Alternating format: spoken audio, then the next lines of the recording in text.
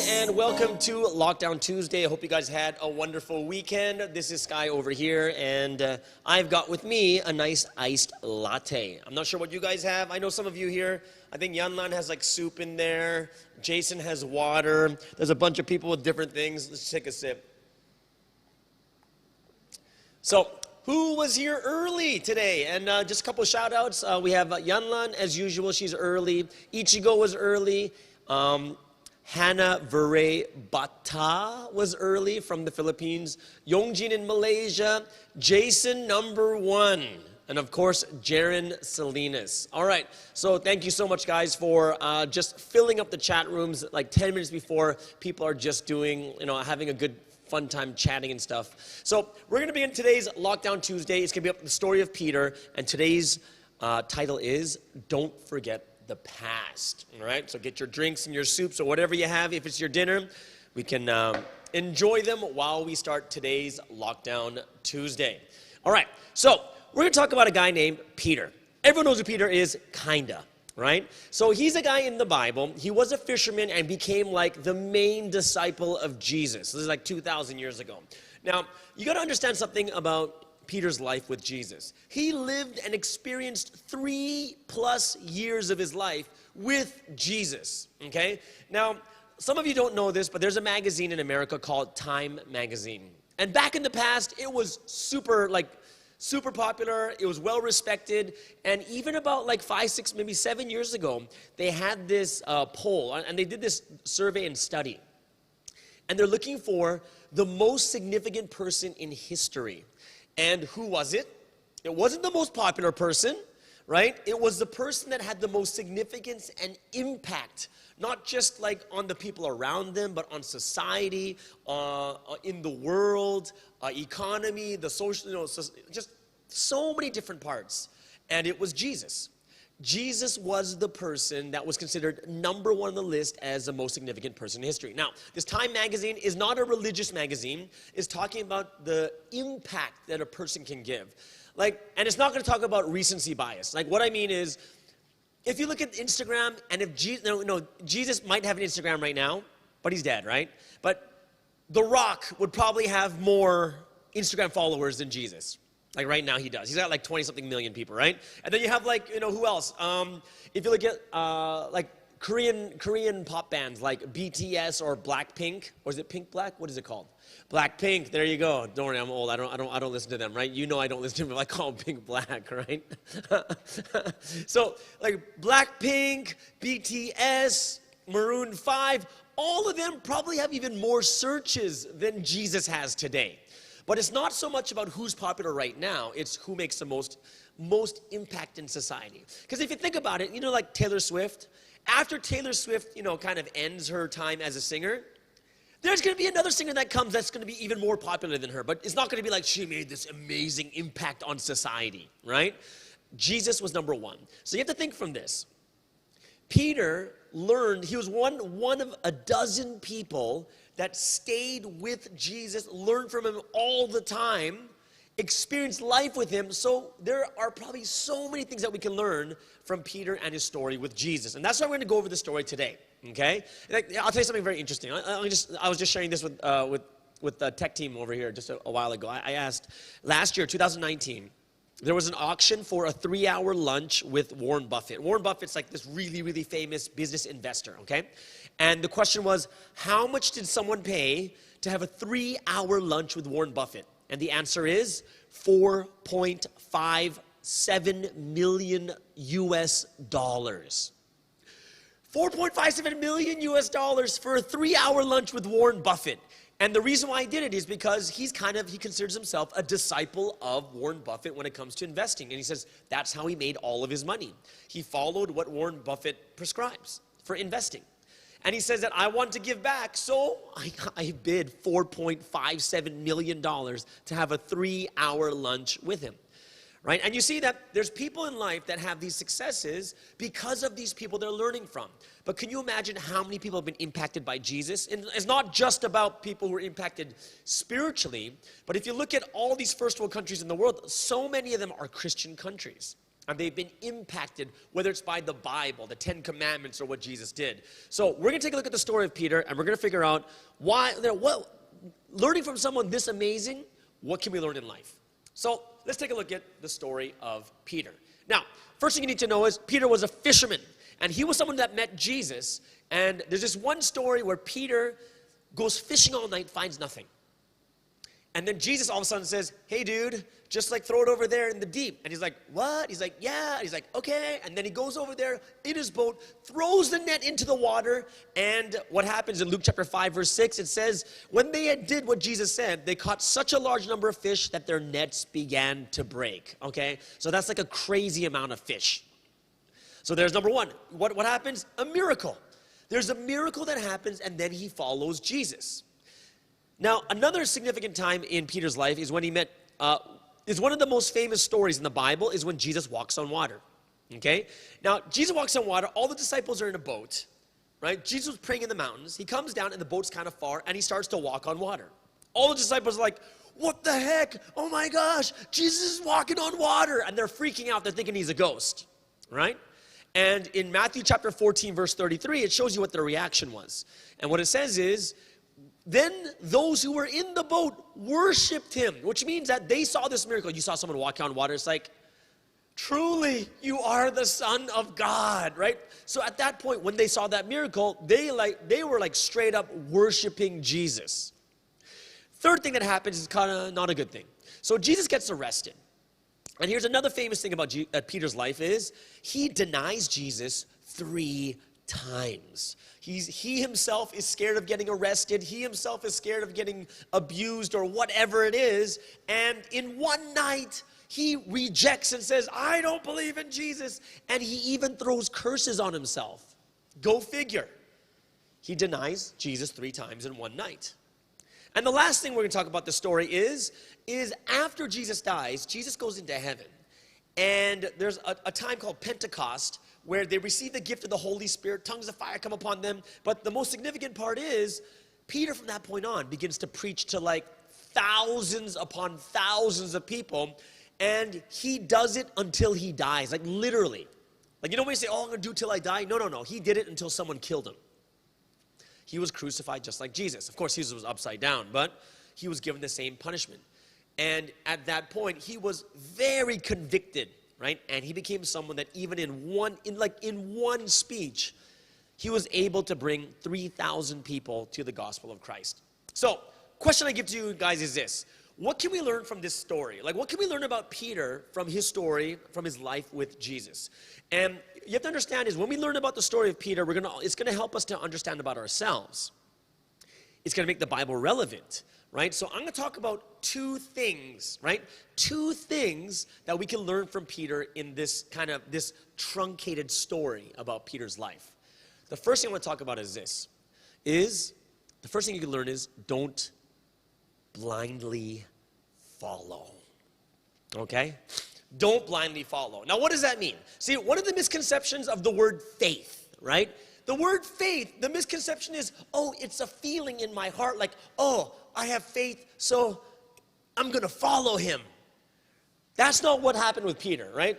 Blindly following is you know, when people say stuff to you like, hey, go with your heart.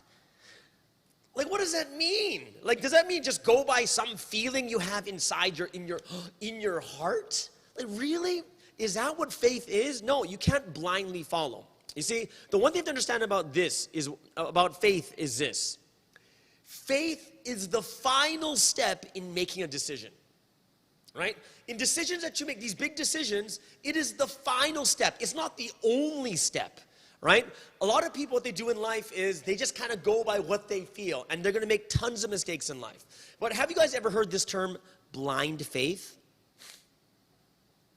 Well, why is there such a why is there such a term as blind faith? Because blind faith means you are following without knowing. Which means that to have proper faith, it's not about just, I feel it, so I'm going to go. That's what happened to a lot of people. Remember those girls in the UK that just wanted to go because they wanted to join ISIS? How crazy is that? And then just recently we heard that two of those girls died because they tried to escape. They were beaten and tortured to death because they wanted to leave. that faith? No, that's blind. What does that mean? If there's such thing as blind faith, which means doing things without knowing, then you have to know that there's something where there's faith. Faith comes when you do know, right? And there's something really, really important for all of us to understand is faith is not just doing it on a whim. Faith is something you have to have some information, right? It's not about following a crowd. It's not about following a feeling. It's not about having no information, absolutely unknown, and just doing whatever I want because I have faith. No. Look at what Peter did. Peter just didn't blindly follow. He was meeting with Jesus many times. But what happens was Jesus kept preaching the word. He heard a lot of signs, but there was a final sign that he heard. And that final sign was catching all that fish when he couldn't catch anything all night. It was a miracle, right? There was more knowledge that he kept getting where it was enough for him to say, I believe and I'm going to follow this guy. It was enough. And not only that, what about Jesus walking on water? So he's not just he just caught so many fish in the deep, but he even sees Jesus walking on water, and it just solidifies what he believes. What I want you to understand too is when you're making decisions in life too, don't make decisions on whims or like the feeling in your heart, because that is what you call blind faith. You need to get some information in order for you to faith. Remember I said faith is the last part of your decision. It means this. Let's just say this much is needed for you to make a decision. This is 100%. But guess what? In life, how much is going to be 100%? Example, what major are you going to choose for university? Do you really know? Are you 100%? Yes, 100%. My decision is engineer. 100% I am a computer scientist. 100% I'm a programmer. 100% I'm a doctor. 100%. How many 100%s are there? And the answer is 0. No one has 100%. What does that mean? It means that everyone of the 100%, we need enough information for our faith to cover the rest of it. Where we have enough, we say, you know what? I really think I should be a mechanic.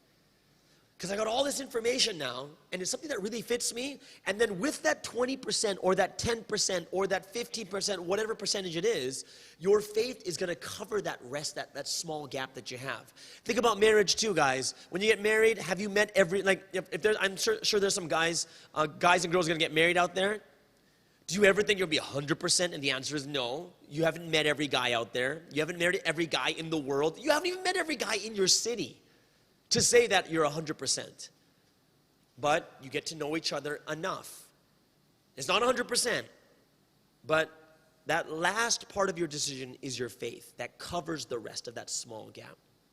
And in the same way too, Peter was someone, right? He researched and looked and listened, and he got enough. He got enough that his faith was there to cover the rest of it and say, okay, you know what, I can follow this guy.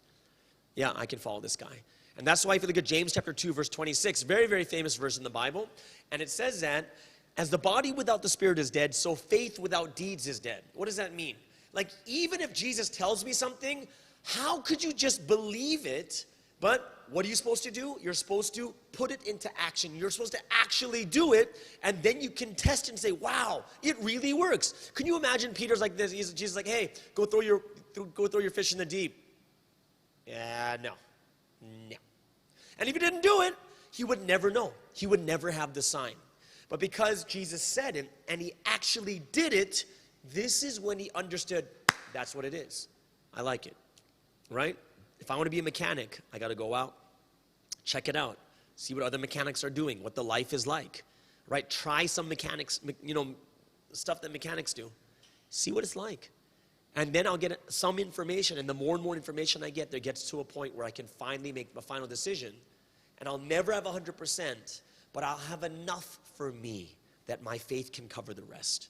So what am I telling you guys? His very first thing is, just like Peter, he saw the miracle of the catch of fish. He listened to Jesus' words, and he saw Jesus walk on water, amongst many other things, that it was enough for him to say, got it, I can do this.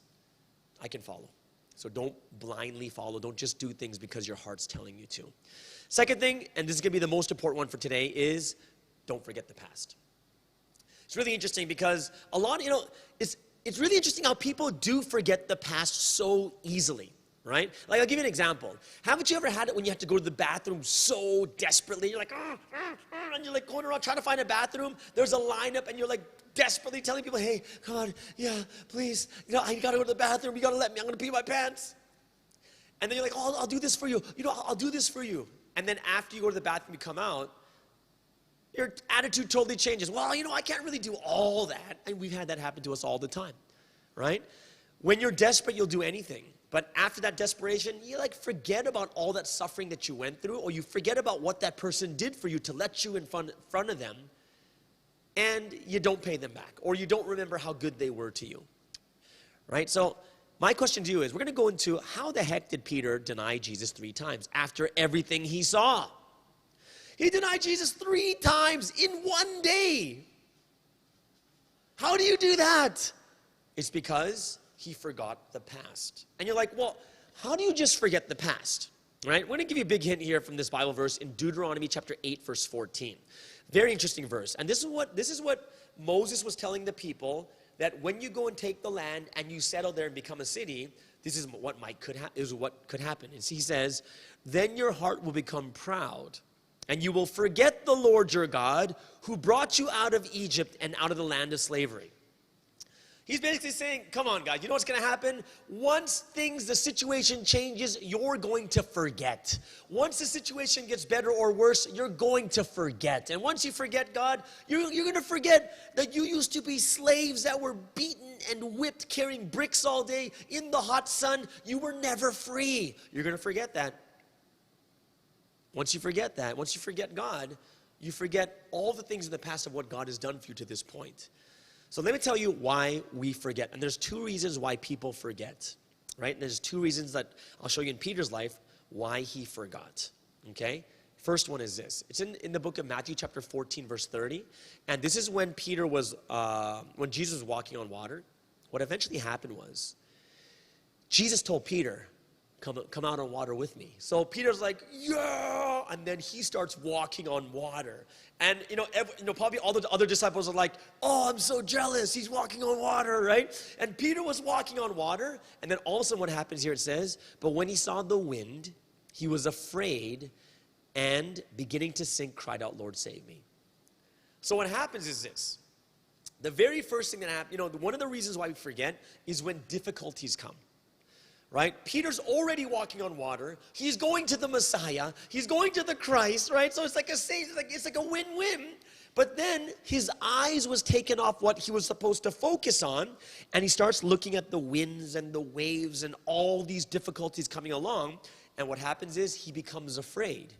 He forgets who's in front of him. He forgets that this guy was the guy that walked. He's already walked on water just a few minutes ago. He was the one that allowed him to catch so many fish when he caught nothing all night. He was the one he's seen heal hundreds of people. But at that moment, he looks at what is difficult, and he becomes afraid, and he forgets. He forgets, right? This is the same Jesus that commands the weather, the same Jesus is supposed to be the Lord of Lords, King of Kings, the Messiah, right? And life is the same thing too. In life, there are so many times you have, you're unsure of, you're sure of something, and then when something difficult comes, you second guess yourself. Oh, should I have done that? Oh, maybe I shouldn't have said that. Oh, maybe I should have done this. Even though it's the right decision, you start to second guess yourself because you start to look at what people are saying.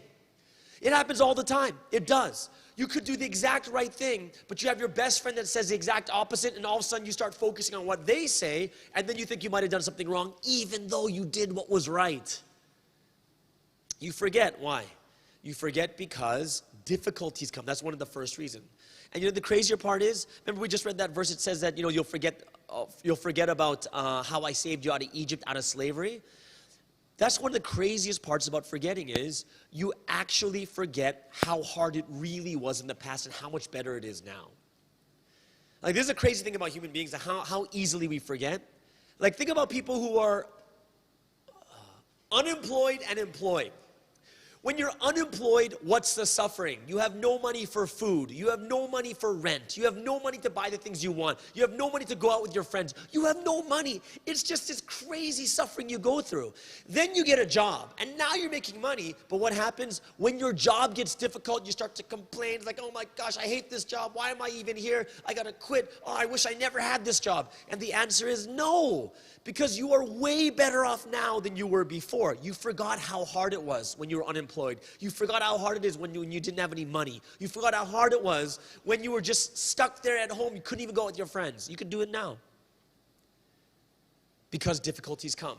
I'm telling you right now is, regardless if you're employed or unemployed, you're going to have problems. Problems are always going to be there. But you can't let the problems be the things that make you forget of how hard it really was in the past. You got to understand this really well. Because once you forget, you begin to lose the things that were so good. You lose the things that were so good. You do. Because what happens if you lose a job? You can't get another job, then you're back in unemployment. You know, if you're unemployed again, you know how hard that is? Do you know what, like, the statistics on unemployment is? If you're unemployed for too long, depression goes up and suicide goes up the longer you're unemployed. Do you think that's better than having a job that you have some difficulty in? Probably not, right? Now, what's the second thing? The first one is when there's difficulty. The second thing that happened to Peter, remember when Peter denied Jesus 3 times in one day? It wasn't even one day. It was one evening. It wasn't the whole day. It was in the same time. Look at Matthew chapter 16, verse 22, and this is what happened the night before. Okay? Peter took him aside and began to rebuke him. Who's he rebuking? He's rebuking Jesus. Can you imagine rebuking the Messiah? What are you doing? Oh, how dare you heal people like that? Oh my gosh, how? And he's rebuking Jesus, right? It's like, what? How? What? Well, you got to think about what Peter just went through. Peter now is no longer a lonely fisherman. He is someone who is popular, somewhat of a celebrity. Even whether it's good or bad, he's somewhat of a celebrity. The one who's closest to Jesus. He is someone that people are looking up to because he's healing people. He's someone that is casting out demons. He's doing all these amazing things. And he used to be a lowly fisherman. What happens? It gets to your head. It gets to your head where he is doing so well that now he's rebuking Jesus. He's basically saying bad stuff about him, that Jesus is not doing it right. What's the second thing? Second thing is when things are too good. Things are too good, that's when you forget. When things are too good, what happens to you is people's minds change. It's like people who get a lot of money, right? It's like people get fame and fortune, their minds change. And they forget all the difficulties of the past. They forget all those things of the people that helped them to get to that point. And they become these like kind of monsters of characters, right? Like just sucking up the spotlight and everything else. He denied Jesus 3 times the next day. Why? He only thinks about himself. The number one thing in his heart is now only himself and nothing else. Why? Because when times are too good, you think too much of yourself. You think too big of yourself, right? And you begin to forget the past. When you start to make a little bit more money, when you get a better car, it makes you feel better, better clothes, better job, better school, better grades. And these things get to people's heads and they forget what it took for them to get there. You gotta remember, like I said, when you forget what life was really like in the past. What was it like for Peter? Fisherman. Every day just fishing, coming home stinking like fish, hands stunk like fish, clothes stunk like fish, always out in the ocean. And if you didn't catch anything, you make no money. And then all of a sudden he becomes someone where people look up to. He's healing people, casting out demons. He becomes the right-hand man of Jesus. So people want to talk to Jesus, they come and talk to Peter first.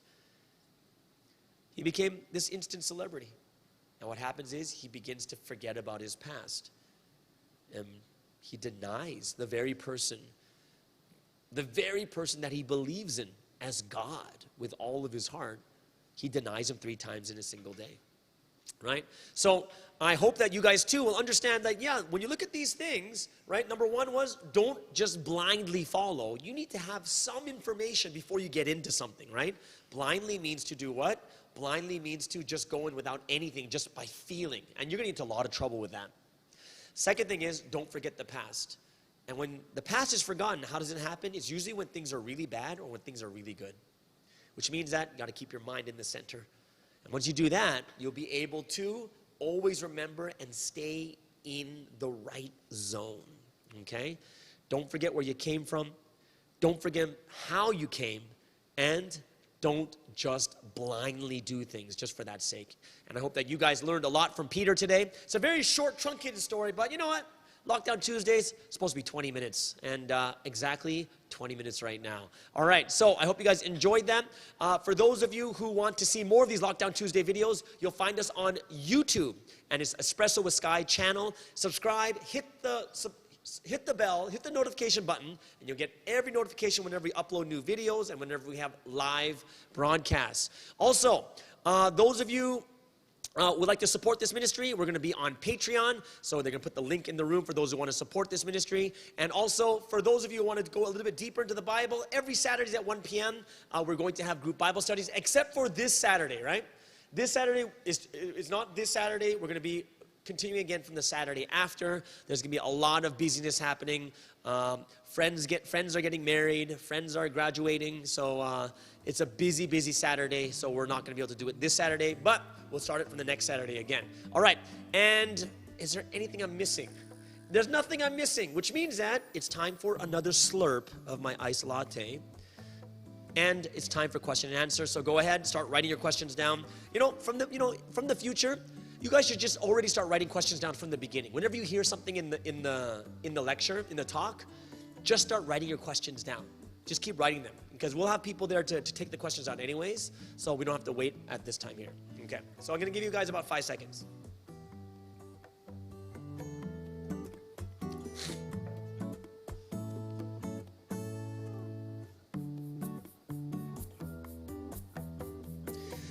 All right, here we go.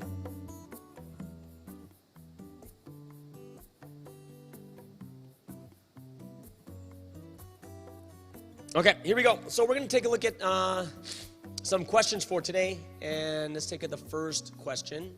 Is from William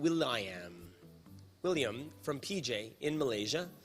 How much information do I need before I can make a decision that's not considered blind faith? Okay, that's a good question, right? So how much information do I need before I can make a decision that's not considered blind faith? And the answer is different from person to person.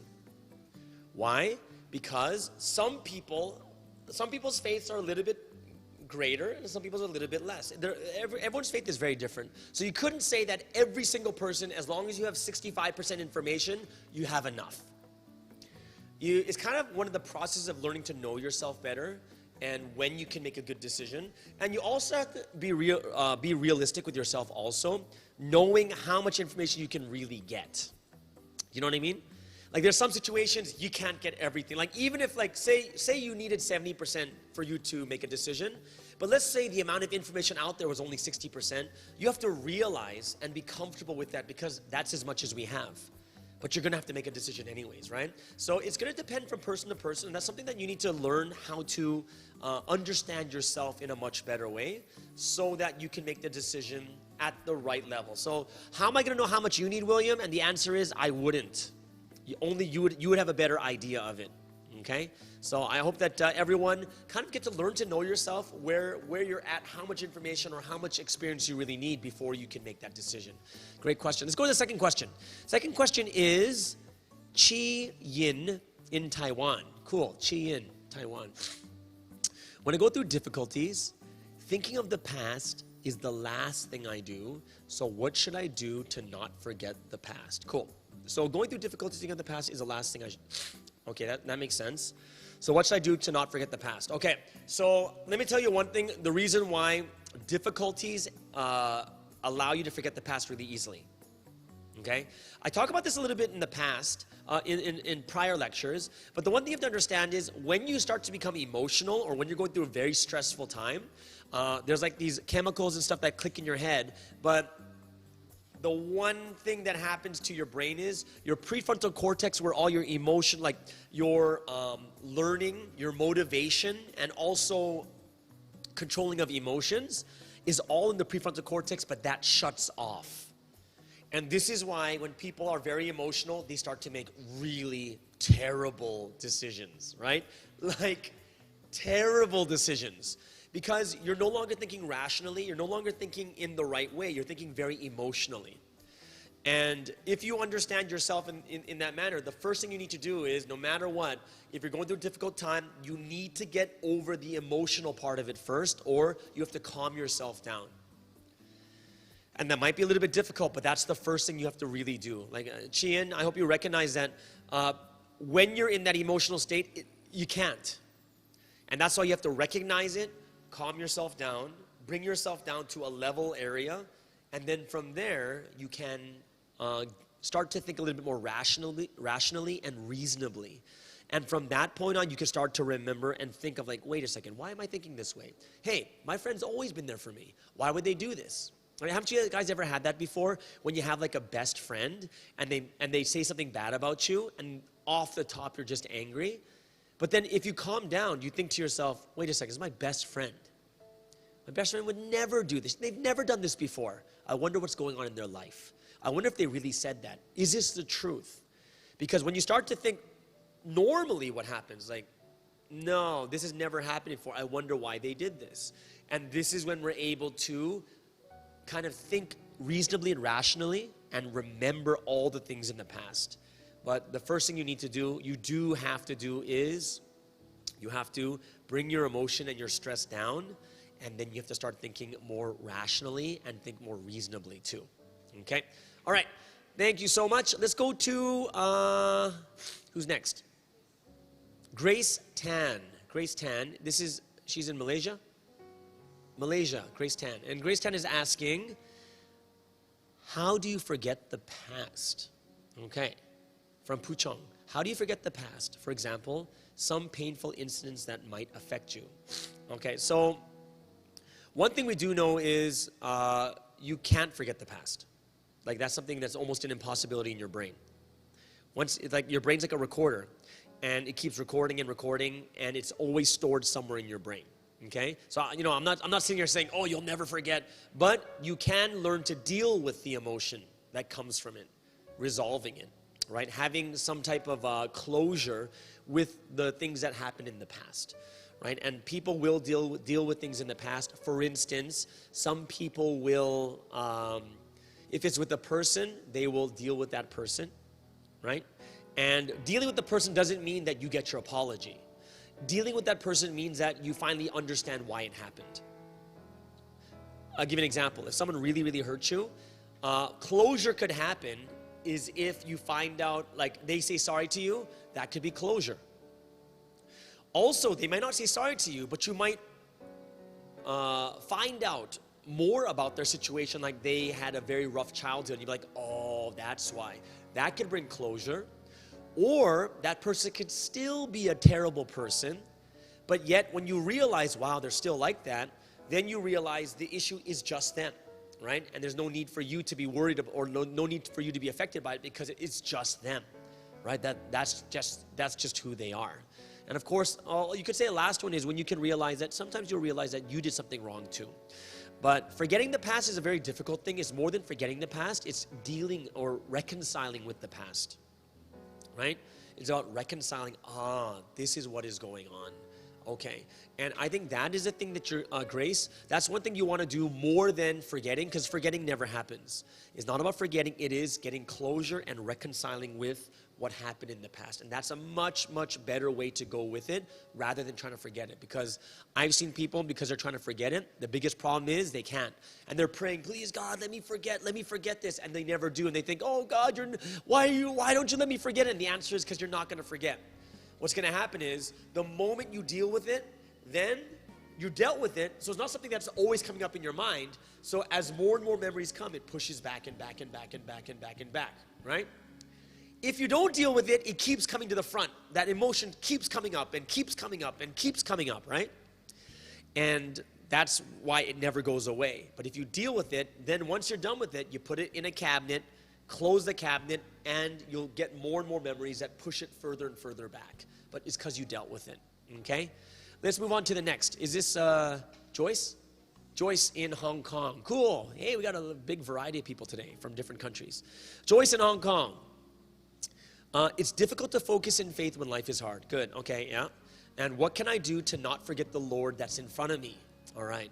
So forgetting the Lord in front of you, like we just talked about right now, is it's either when it's really, really difficult or when it's really, really, really, really good. So you're talking about difficulties to focus on faith. What has to happen is, the reason why we forget, or the reason why we don't focus on faith when it's difficult, because a lot of times we haven't created the habit, or we haven't created that solid relationship where we go to God for everything, right? So this is for everyone who's in faith. There's a lot of people that only go to God when it's really good and say thank you, or when it's really bad when they need something from God. So what happens is, in the in-between times, right? In these main times, they're not really thinking about God. Is not a number one thing in their mind. What we have to learn to do is to develop the relationship where at all times I'm talking to God, right? Where this is a good drill, or good practicing thing that you should that is very good to learn, Joyce, is whenever a problem happens, the first thing you do is pray. Anything, it doesn't matter. Whatever it is, pray right away. Like, that will become your habit. Because before I talk to someone else, I'm going to pray to God and say, God, what the heck is going on? What the heck is going on? I don't understand this. Oh, God, why, right? But if you keep talking to God at the first instance when something is hard, then it becomes that habit that no matter what happens, when the difficulty comes, you might not be like, focusing on faith is not so much meaning that, oh, I got to pray 20 hours and I have to read the Bible. No, we're talking about, do you connect with God during that time? Right? When you talk to God as the first person you talk to. And if you have that habit, then it's going to be, becoming something that whenever it becomes difficult, it's like reflex. The first thing you do is go to God. Okay? So what can you do not to forget the Lord that's in front of you? Well, you only forget when you forget He's in front of you. As funny as that sounds, right? But you got to make the habit. And the reason why you forget is because He's invisible.